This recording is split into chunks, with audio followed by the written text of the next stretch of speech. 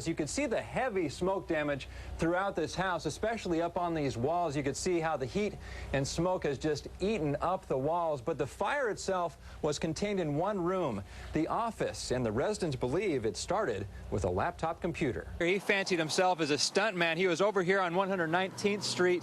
He jumped out of the car as it was still moving. Then he booked it through this field, through some woods, and near some homes. That's right. He says he's been clearing this land just to prevent this type of thing from happening. He says he had a burning permit and a hose out here. This was the area where he had his small slash pile. He was trying to burn away some stuff that he's collected on the property. But an ember flew over into that tree right there, and the top of the tree caught on fire. And as firefighters were cutting down that tree, he says it spotted to another tree about 100 yards away. Just take a look at what he shot through. Thankfully, it was not the store owner, but this was right behind the register. You can see the hole right there, and this pack of cigarettes, you can see the bullet just blasted right through it. Acres of mud and debris. You can see right here all of this wreckage here, this mud, a railroad crossing sign knocked down, and the size of these trees just immense. Over there, though, you can see 78th Street, and as you've heard, a lot of the damage is centered right around 78th Street. Yes, he was. Police say he was relieving himself over here by this ATM. After he yanked up his pants,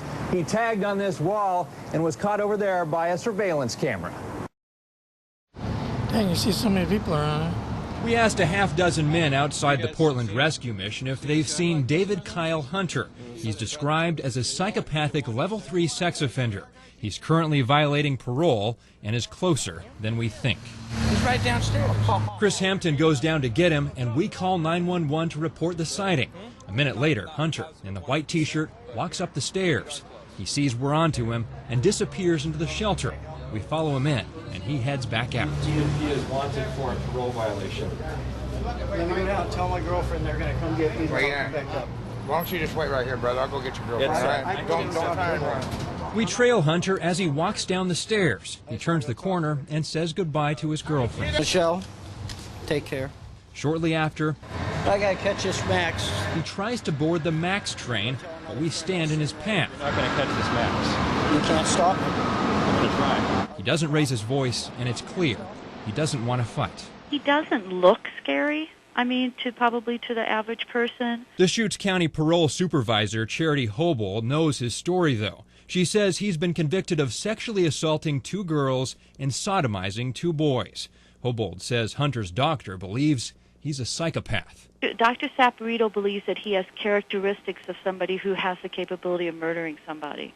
Do you regret your crimes? Yes, I do. Why? Because what I did was wrong. I mean, it was sick. What I was accused of doing was wrong. I mean, I've got several people that'll tell you I didn't do what they said I did. As police arrived on scene, we asked Hunter about what he's been doing in Portland for the last 2 weeks. I've been checking into jobs. I've been taking showers at places, staying clean, stuff like that. Police told us to move away as they arrested Hunter. It's familiar territory for this sex offender who has violated his parole 9 times in 3 years. I can reform. It's just they don't think I can.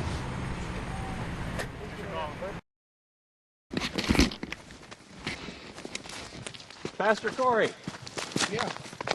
Hi. Hi. We didn't want to hide in the darkness. Derek from Channel 2.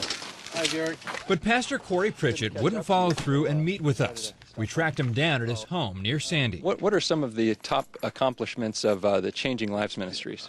I'm not going to talk to you right now. I mean, I will talk at another time. That's a similar line to what these former employees of his Changing Lives ministry say they've heard many times before. The reason why I quit is because I really couldn't trust him. Lloyd Pittman worked for Pritchett this summer. He knew him as Pastor Corey. He was really cool. He came off as a really good guy, you know. But soon Pittman and his co-workers grew tired of the promises. They say Pritchett would promise to pay them tomorrow or next week and never deliver. I mean, you don't work for free. So after not receiving a paycheck, I stopped working for him. Tiffany Friesen and friend Aaron Bradley say Pritchett owes each of them $500. We passed them out at businesses all around in this area, pretty much anywhere we could go. Pritchett often has employees distribute flyers. Some promote his charities, asking for food, money, even cars. Other flyers involve real estate. They say houses wanted, get cash back, stop foreclosure. These former employees say Pritchett blurs the line between business and Christian charity. And that's one of the main things that really bothers me, is because it's just so fake and gives Christianity and God a bad name. Actually, I used to work right here. Louise Latham met us outside one of Pritchett's former offices. She says Pastor Corey owes her thousands. Latham is another former employee who says Pritchett not only owes her $3,000 in back pay, she and her husband gave Pritchett $20 grand for a real estate investment. I don't think he's gonna pay me at all. These are the financial statements and contracts. They agreed to buy an old house, fix it up, and flip it in 90 days with a promised 30% profit paid to them by Pritchett. And there's a huge property behind, like the backyard. Louise and her husband Richard visited the property with us, saying their money did not go to buy the house. He kept telling me that, oh, I'm working on the payment. This couple now has $20,000 in high-interest debt. It's a strain. He always said himself that he is a pastor. According to court records, Pastor Pritchett is named in more than 40 lawsuits, most within the past decade. Some are small. Several lawsuits are for evictions, several more for not paying utility bills, and a few lawsuits are large. He's my pastor, and I believed him. Shereen Wareham won this 2005 judgment against Pritchett for nearly $70,000. Wareham was in a financial and emotional crisis at the time. She says Pritchett offered to help her and had her fill out loan applications. Different things just start happening, one thing after another. I wanted answers. According to the lawsuit, Pritchett told Wareham, "Trust me, I'm your pastor, and ain't nothing gonna happen to Sister Shree." But she nearly lost her home in a financial fiasco and says Pritchett still owes her thousands. I feel like I've been abused, betrayed. I'm hurt. Right now I'm not going to comment. We asked Pritchett if he planned on paying people for court judgments and back pay for work. He again promised to arrange a time for us to meet with his attorney. Well, you said that you'd call your attorney and get back to us, but you haven't in a week. I'll get back with you. Police say whoever is sending these packages uses a DHL drop box like this one. It's not clear how the sender decides who to target. This story is not only about a scam, but also about people's honesty.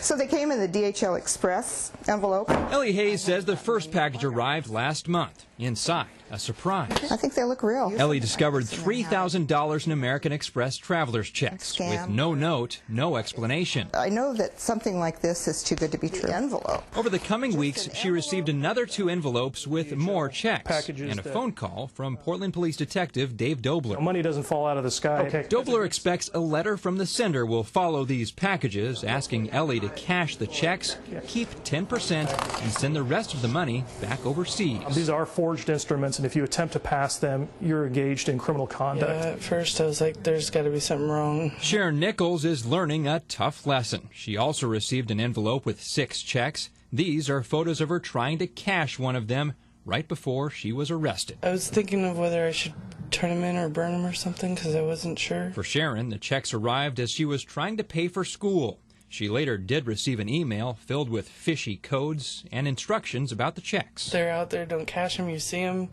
throw them away or turn them in. The scam circles the globe. Investigators believe the packages may be sent from Nigeria across the Atlantic to New Jersey, then sent again to people here in Oregon. The checks are passed at a bank.